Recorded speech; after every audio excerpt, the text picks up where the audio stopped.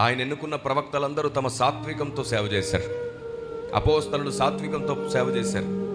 వారు ఒకవేళ కోపించినా, ఆవేశంగా మాట్లాడినా వారు సంఘంలో మాత్రమే అలా మాట్లాడారు, కానీ సమాజంలోనికి వెళ్ళినప్పుడు వారు జాగ్రత్త పడ్డారు.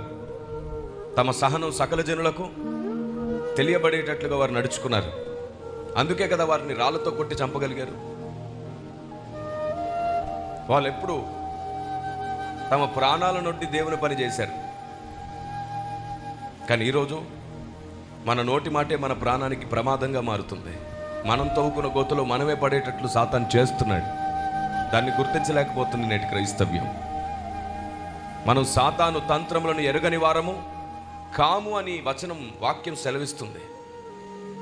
మీకు తెలుసా, మనం సాతాను తంత్రములను ఎరగని వారము కాము అనే విషయాన్ని బైబిల్ ప్రకటిస్తుంటే నిజంగానే సాతాను తంత్రాలు మనకు తెలియదు.